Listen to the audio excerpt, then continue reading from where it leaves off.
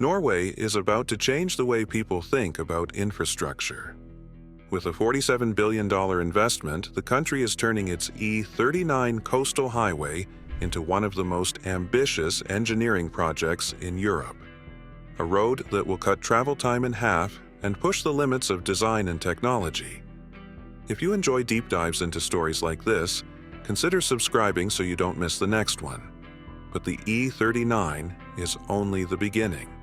Norway's approach to transport, energy, and long-term planning is nothing short of remarkable. In a land defined by jagged fjords, frozen waters, and harsh winters, most nations would accept the limitations of geography.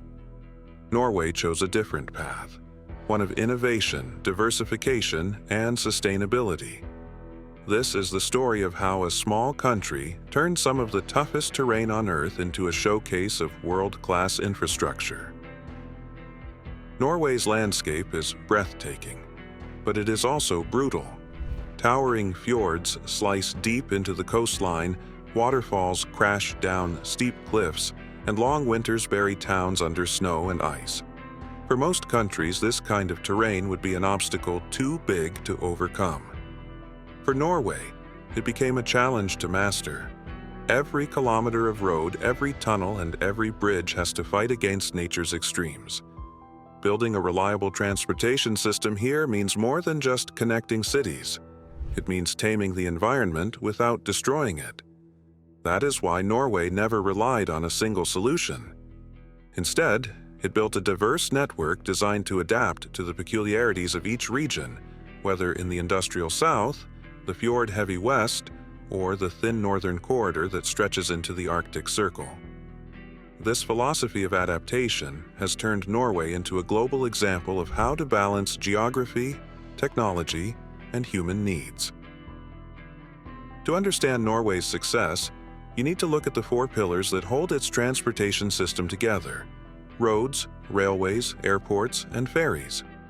Each plays a different role, but together they create a seamless network that keeps the country moving despite its difficult terrain.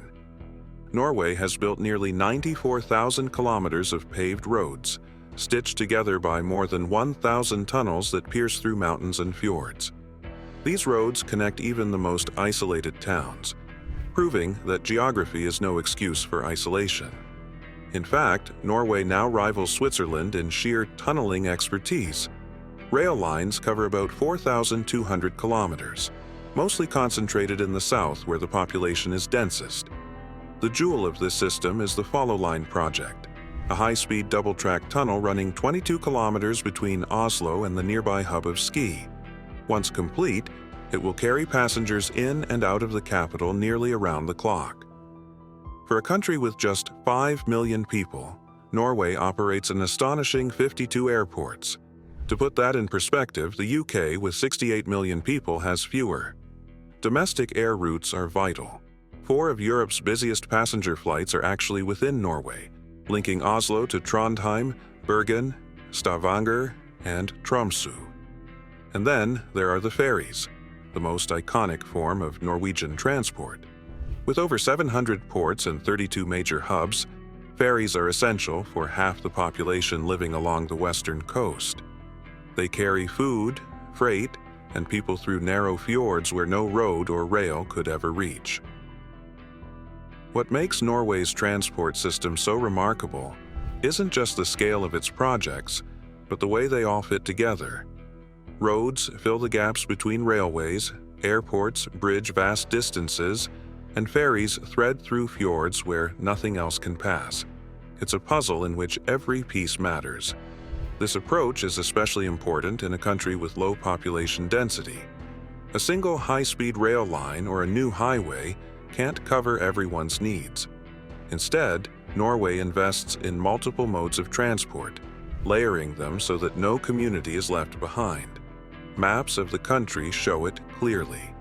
The densest cities are connected by rail. Inland regions depend on roads, isolated northern towns rely on airports, and the western coastline thrives on ferries. The result is flexibility. When harsh weather strikes or geography blocks the way, Norwegians always have another option to keep goods and people moving. Rather than betting everything on one system, the country built a balanced network, one that adapts to every challenge its landscape throws at it. Norway has made sustainability the backbone of its transport strategy. Few places in the world come close. In 2022, nearly 80% of all new cars sold were fully electric, made possible by generous incentives and a power grid fueled almost entirely by renewables. The transition isn't slowing down. Oslo aims to make its entire public transport network emission-free by 2028, setting a benchmark for other capitals. At sea, the transformation is just as striking. More than 60 ferries are now fully electric or hybrid, operating along the fjords that serve as lifelines for coastal communities. The country is also testing next-generation fuels such as hydrogen and ammonia, supported by the Green Marine Shipping Program, a collaboration between government and industry. Perhaps the boldest example is the Yara Birkeland, the world's first autonomous zero-emission cargo ship. By replacing an estimated 40,000 diesel truck trips each year, it shows how innovation and green policy can work together. Norway isn't simply reducing emissions, it's reshaping what sustainable transport looks like. Norway's transport revolution is possible only because of its extraordinary energy system. In 2021, the country produced more than 27,500 kilowatt-hours of electricity per person, over twice the U.S. average. Almost all of it was renewable. A full 98% of Norway's electricity comes from clean sources, led by hydropower from 1,681 plants, with wind supplying another 10%. This abundance of reliable energy means the grid can support the rapid adoption of electric cars, ferries, and buses without strain. Unlike countries still struggling to green their supply, Norway already has the foundation in place. Its renewable system doesn't just meet demand, it enables ambitious policies like emission-free transport and zero-emission shipping. Energy here isn't a bottleneck. It's the engine driving the country's sustainable future. Norway's commitment to connectivity doesn't stop with roads, rails, or ferries. It extends into the digital world as well. The country was actually the first non-English-speaking nation to be linked to the internet backbone back in the 1990s, and it has been at the forefront of digital infrastructure ever since. Today, Norwegians enjoy some of the world's strongest mobile coverage and fastest adoption of online services. The government has made universal access a priority, ensuring that even remote communities benefit from high-quality telecommunications. Looking ahead, Norway is positioning itself as a leader in artificial intelligence and digital innovation. By investing in AI tools and infrastructure, the state aims to make public services more efficient and accessible, while also supporting private sector growth. Just like its transport system, the digital grid is being built with the same focus: inclusiveness, sustainability, and future-proofing. Norway's green reputation rests on a foundation built with oil. The country is the second-largest oil producer in Europe, with vast reserves in the North Sea. Yet, unlike many nations, it resisted the temptation to burn through its resource wealth. When oil was discovered in 1969, the government set up the Government Pension Fund Global. Instead of spending profits immediately, revenues were invested abroad. Over time, the fund grew into the world's largest sovereign wealth fund, today valued at more than $1 trillion. Its returns help finance pensions, healthcare, infrastructure, and social programs, ensuring stability for future generations. Norway is also moving away from fossil fuels. In 2021, the fund divested from oil and gas holdings, aligning national wealth with green policy. Oil exports continue, but the profits fuel long-term investments rather than dependency. It's a strategy few nations achieve, transforming resource wealth into resilience and sustainability.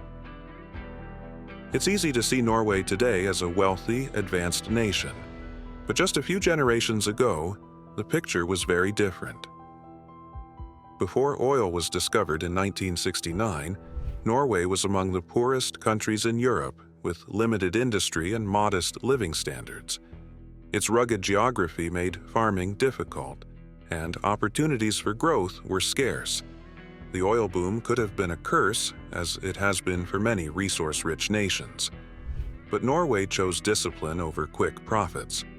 By investing its revenues carefully, prioritizing education, and building inclusive social systems, the country avoided the pitfalls of corruption and inequality.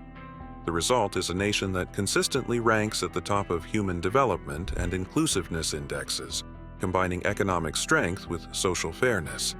Norway's journey from hardship to prosperity is not just about oil, it's about how wisely that oil was managed. Norway's story is one of turning challenges into advantages. From building record-breaking tunnels under fjords to electrifying cars, ferries, and buses, the country has shown that geography and climate need not be barriers to progress. By pairing renewable energy with bold infrastructure and long-term financial planning, Norway created a system that is not only efficient but also sustainable. Few nations have managed to balance resource wealth, environmental responsibility, and social inclusiveness the way Norway has. It's a model of how to prepare for the future while delivering for the present. Proof that even the harshest landscapes can become the foundation for one of the most advanced societies on Earth.